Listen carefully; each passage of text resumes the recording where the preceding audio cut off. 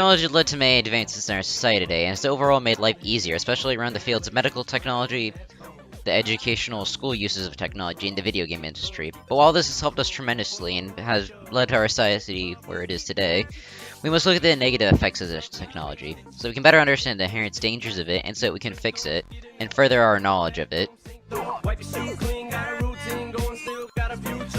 To start off, let's talk about medical tech, a field that technology has specifically affected the most in recent years. It has allowed us to provide treatment in ways that were previously unobtainable and with accuracy that was impossible to get. This has allowed for multiple different treatment options for people afflicted with illnesses such as cancer. Another example of technology at work is the experimentation and implementation of lab-grown organs. This can be done with 3D printing, or growing a full organ at an accelerated pace. This makes it so that there's a lower rate of organ rejection due to the organ being made out of foreign tissue and is cleaner than that of a donation. There are some downsides to this, however. Some of these problems come from devices that utilize X-ray tech. They utilize radiation to get an image of a specific part of the body that otherwise would require surgery to see. The problem with this is that either due to error, a physical error with the device, or to a bug in the system, it can cause the patient to receive a lethal amount of radiation, causing more harm than good.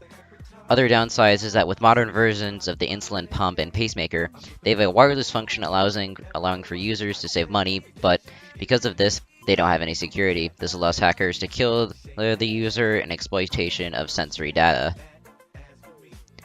Next, we have the application of technology for school. With the standardization of the computer, more and more schoolwork is being done online. And with this standardization, it means that the work can be efficiently graded and put into the gradebook to be looked at home and at school.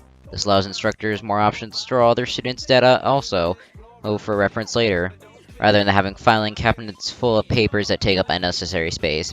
This has also allowed instructors to tell their students to electronically submit papers, to both file them more efficiently and to check for plagiarism. Some downsides to this, however, is that school districts don't often have their own gradebook software, and instead go with companies that provide the grading software for the district.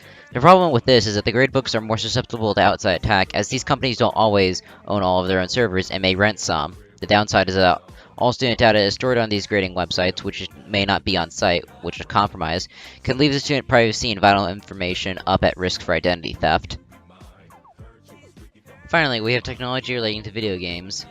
And while this is still an expanding and by all means experimental industry, it has offered numerous benefits within the entertainment industry and education. This industry has encouraged development of new, high-speed, and high-stress technologies such as improved CPUs, motherboards, graphics cards, and other parts used in computers and consoles.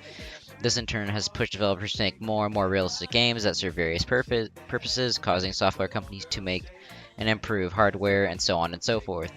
These more realistic games serve various purposes, from helping train soldiers, educate users on a particular subject, or just serving as entertainment value.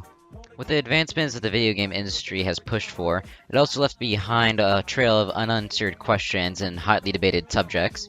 Some problems range from how video games represent violence and war, or the age rating on video games, if it needs to be revamped, or the amount of violence that younger audiences are exposed to, with games being more and more focused on mature content and adult content. Overall, we have seen the application of technology in these three fields and the inherent risk and rewards are associated with it.